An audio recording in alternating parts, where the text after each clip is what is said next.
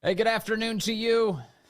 It is now 3:06. News Talk 105.9 WMAL, where we're making sense of the news. Great to have you with us on a Friday. Coming up, we've got Emily Kopp here from U.S. Right to Know as we find out more information about Dr. Fauci as one of his aides tells Congress, there were all sorts of emails where employees were figuring out ways to hide information from the public. It sounds like a crime to me. We'll go over the details coming up. Reagan Reese is here at 4:30 from the White House, White House correspondent for the Daily Caller. She'll talk to us about Obama's role in all of this campus chaos we've seen nationwide. Christina Bobb joins us from the Republican National Committee at 5 o'clock. We talk election integrity, get out the vote with her. And Mark Paoletta is here at 5:30. He's a great guy, attorney. We're going to talk to him about the United States Supreme Court under attack yet again by the American left. A relentless effort to delegitimize the United States Supreme Court because they don't control it. You can join us at 888-630-9625, 888-630-WMAL. You see any of these images of President Trump today? South Florida High School, Oxbridge Academy, going to Barron Trump's graduation. How tall is Barron? Barron is 6'7". He is a huge individual, towering over his teachers and the principal as he's receiving his diploma today from high school. His father able to get a break from court for once to be able to attend that. He was there sitting alongside Melania, looking as beautiful as ever. And right there in the front row of the bleachers, it was kind of interesting because there were video shots of from a distance showing the president sitting there.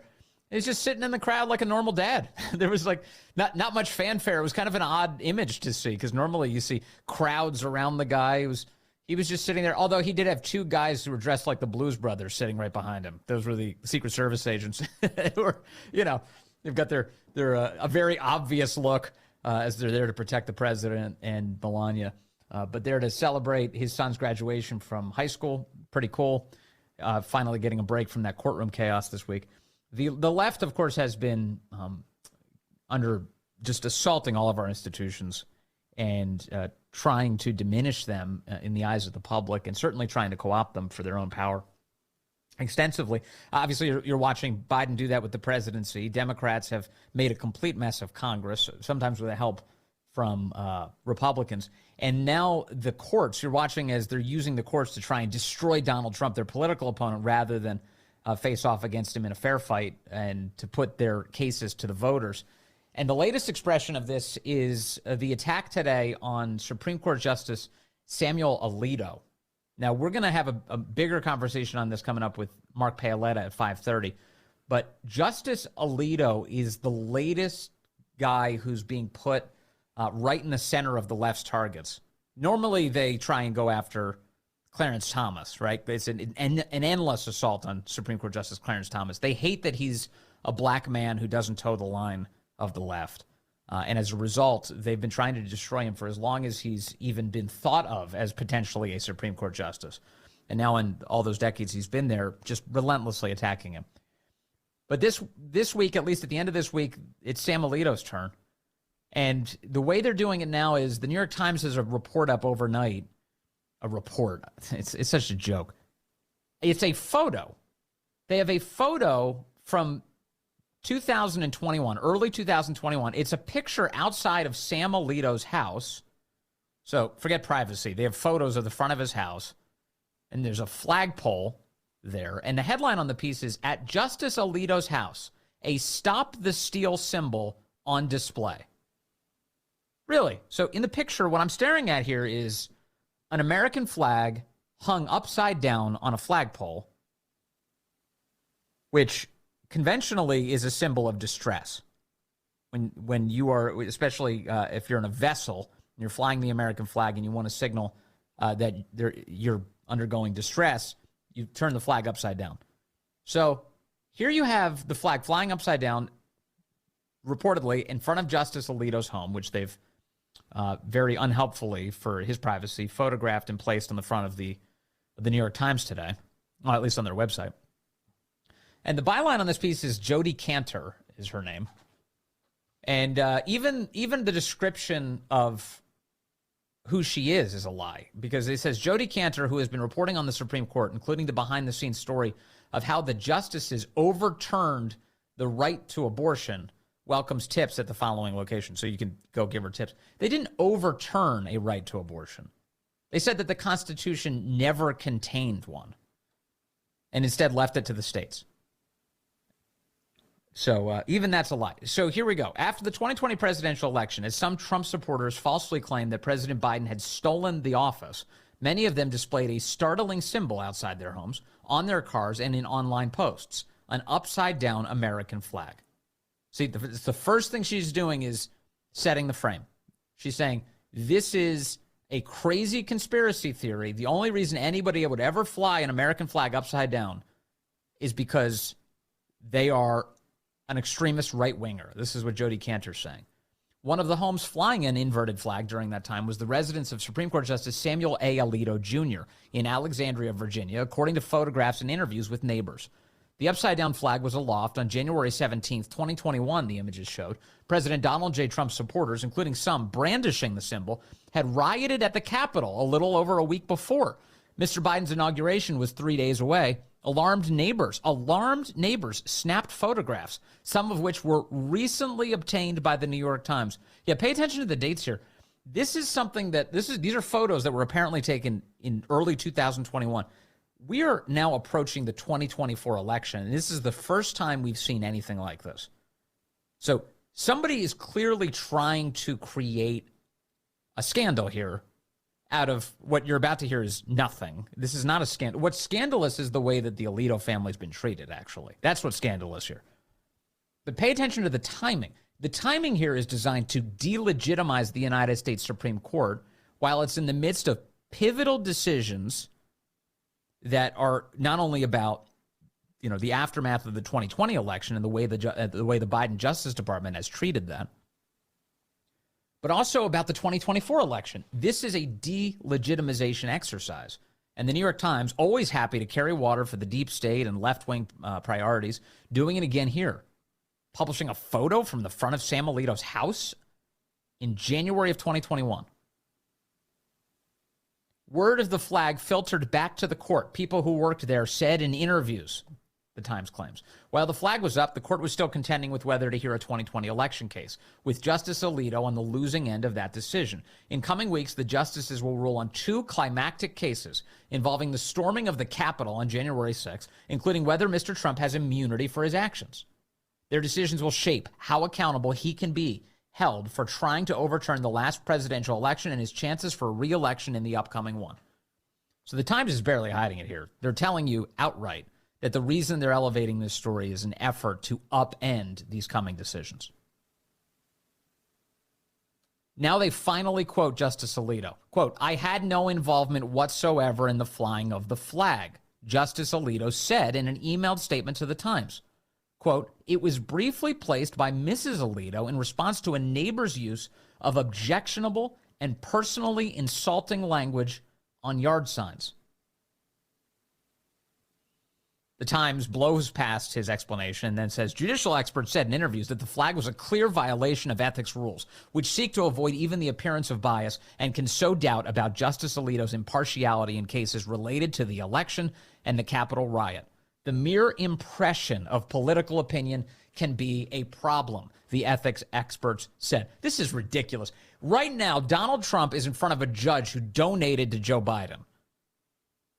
That he's in the midst of that. The Times has the audacity to stand here and say the fact that Mrs. Alito decided to fly a flag upside down in front of her house now almost 4 years ago is a sign that Sam Alito, the Supreme Court justice, should be forced out, should be recused from all cases that the left cares about. What a scam. What a complete scam. You got to avoid the appearance of bias. What about the judge's daughter? Judge Merchan's daughter making millions, connected to such goons as Adam Schiff and Dan Goldman. The list is endless. So is that judge supposed to recuse himself? No, not him. Forget the appearance of impropriety there. We're not talking about that guy. What about Matthew Colangelo, the number 3 from the Justice Department, now in Alvin Bragg's team? What about this? Oh, not that. That's not what we're talking about. No, we're talking about one upside down flag nearly 4 years ago. Let's see. The mere impression of political opinion can be a problem, the ethics experts said. Quote, it might be his spouse or someone else living in his home, but he shouldn't have it in his yard as his message to the world, said Amanda Frost, a law professor at the University of Virginia. This is, quote, the equivalent of putting a Stop the Steal sign in your yard, which is a problem if you're deciding election-related cases, she said. Okay, so what is actually going on here? What's the real story?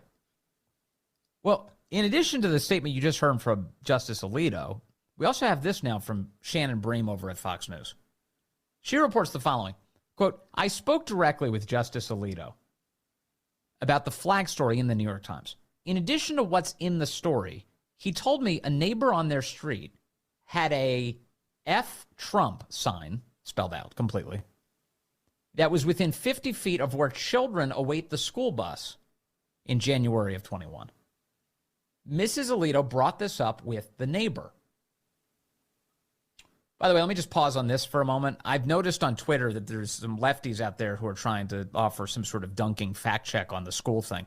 Well, school wasn't even in session. January of 21, they were all virtual. They weren't getting on school buses in Alexandria, Virginia.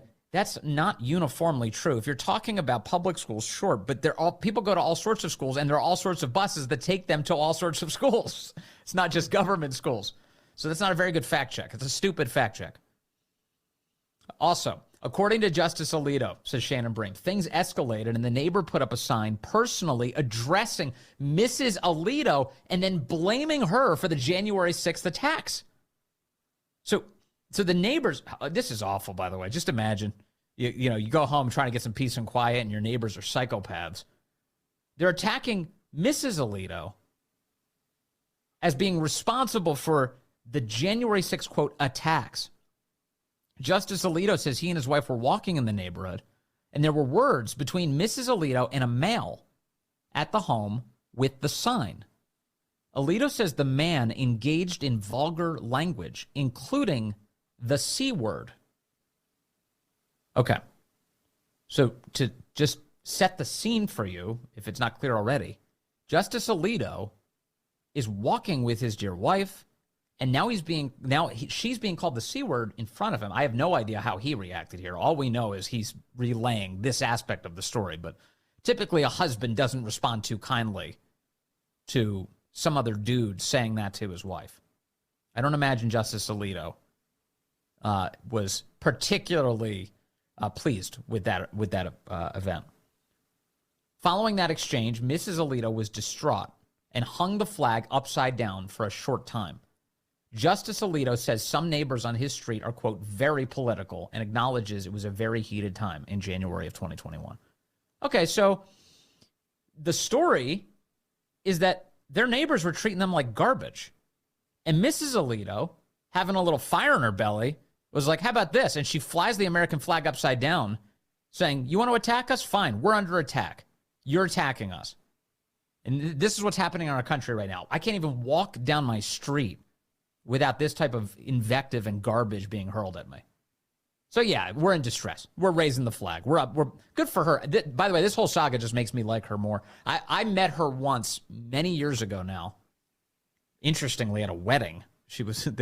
My dad put a young man in the Marine Corps, and it just so happened that young man's father was a federal judge who was friends with the Alitos. So by extension, the Alitos were at the wedding, and she was lovely. She was a great, energetic, feisty person. I could see her doing this. And here this whole thing is wild. So this is the story. This is the big piece today in the New York Times. And the left is very excited about this. They think that they finally got Alito. Imagine like your life being so scandal-free that this becomes the scandal, right? Oh, it's how you flew the American flag? It's so preposterous. And so now Dick Durbin, Senate Judiciary Committee Chairman Dick Durbin, is demanding that Sam Alito recuse himself from all election-related cases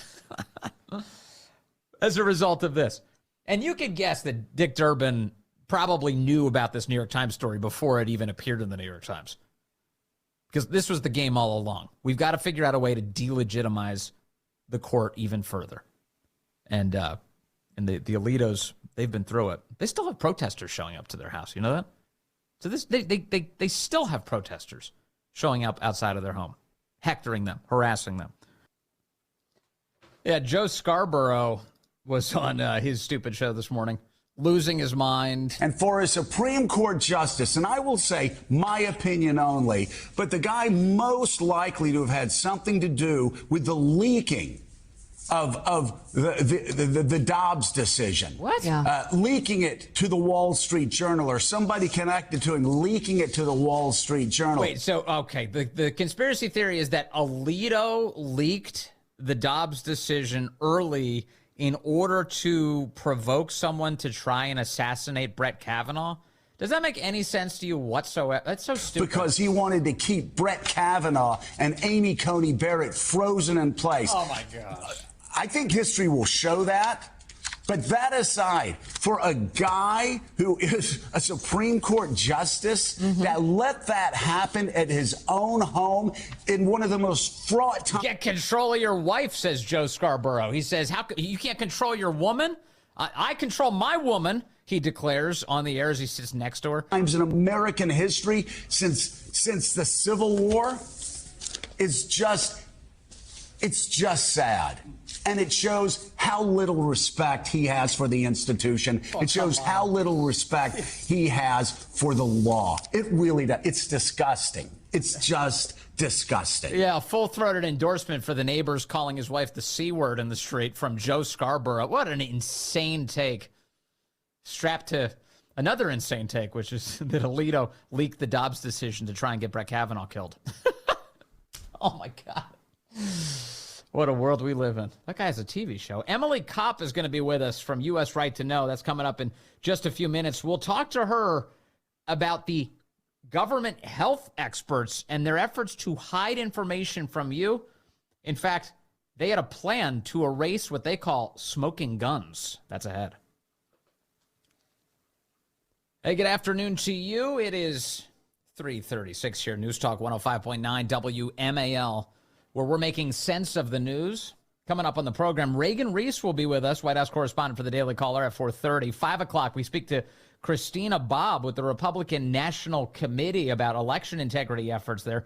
And then Mark Paoletta joins us at 5:30 as the left tries once again to attack the credibility of the United States Supreme Court. Every institution will be torn down by the left if they get their way. You can join us at 888-630-9625,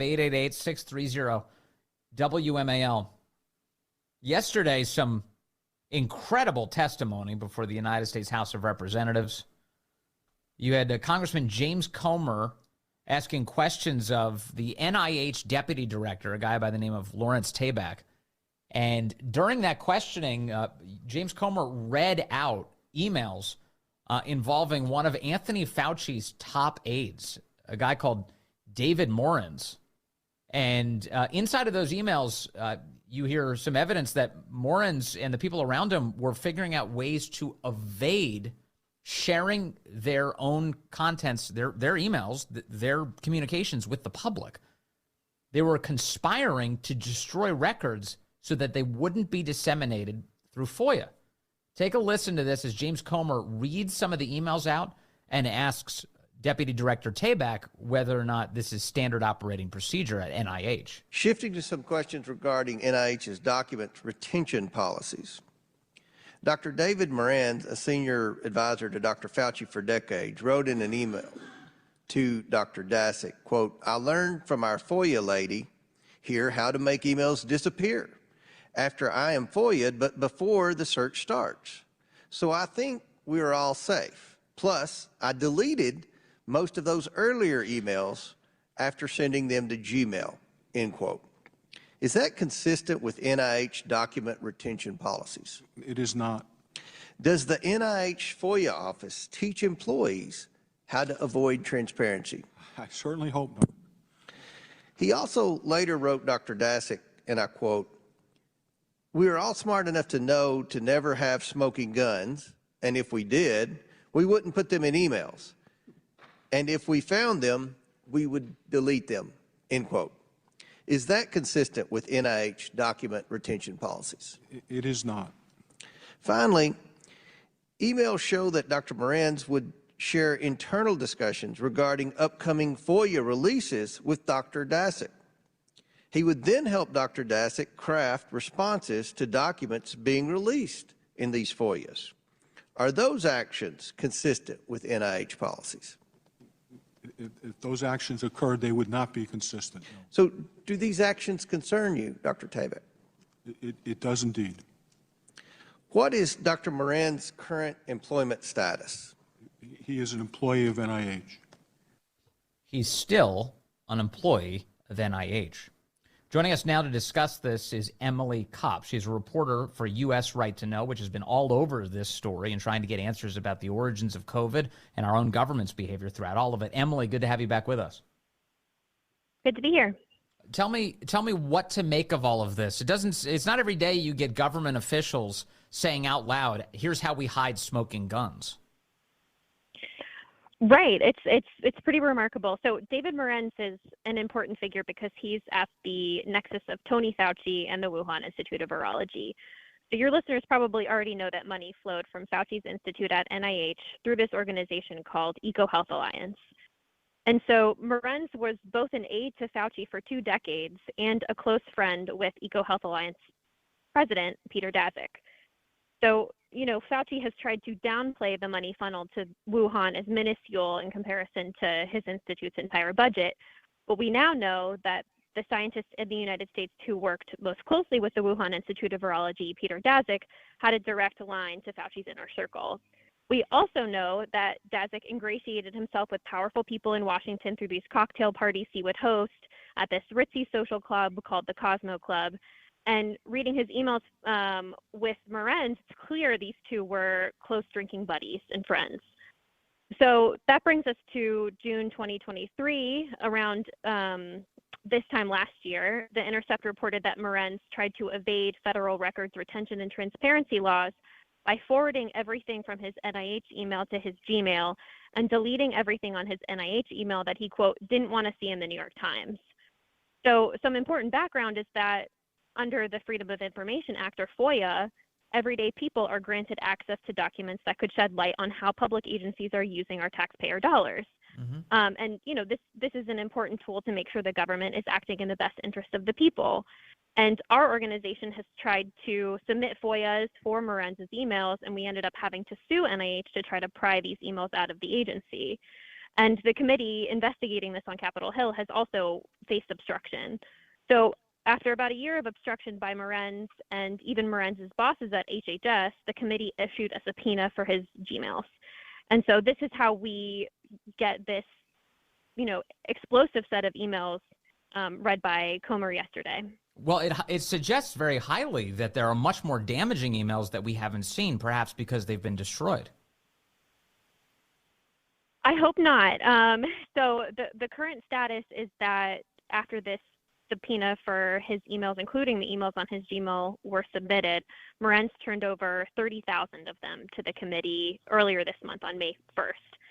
So we, the public, haven't seen these yet, I'm guessing because the beleaguered congressional staff are still reading through them, but it's already clear that they contain really interesting information, including these 2 emails suggesting that there is some sort of policy at NIH to help people evade FOIA.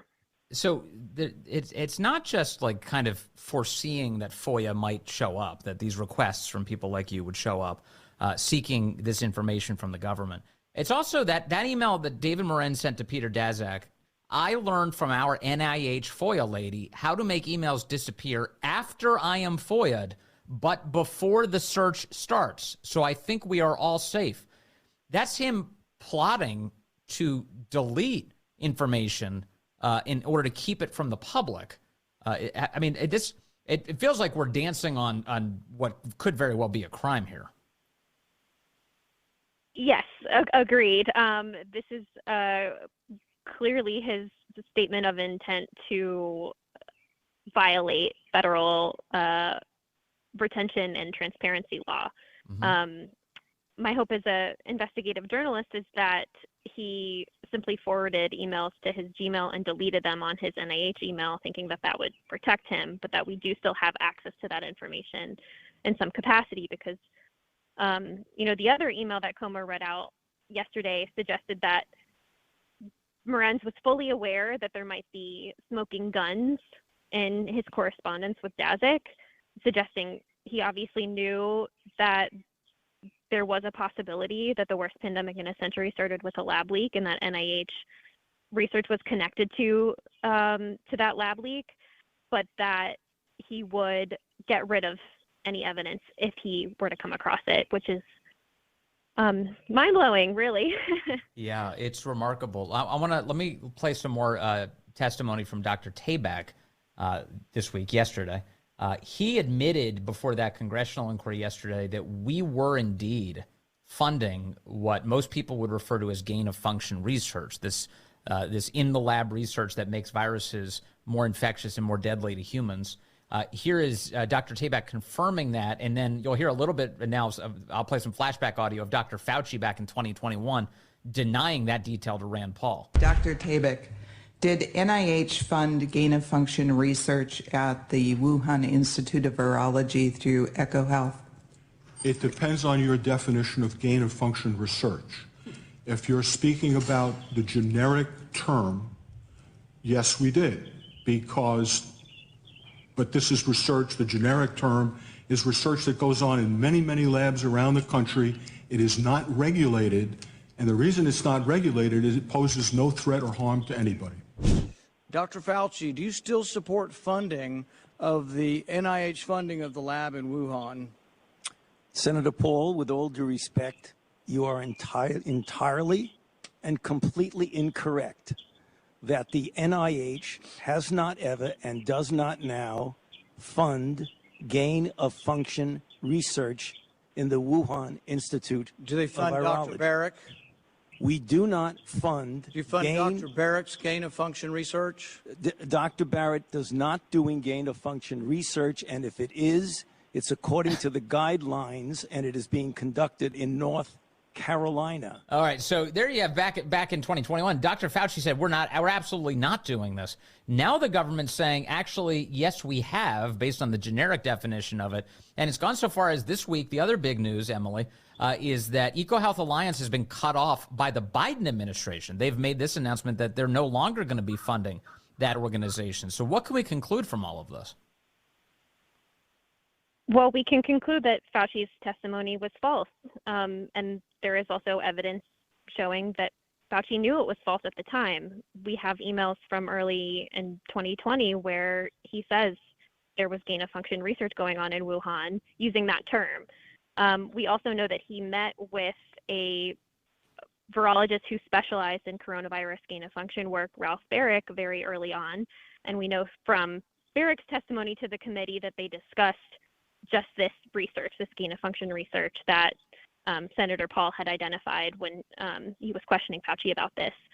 So there has been some playing with semantics, I think, gain-of-function research versus this other term called enhanced pandemic potential pathogens. But the definition of gain-of-function research at the time these research projects were approved by Fauci's agency was any research to make a pathogen more transmissible or deadly.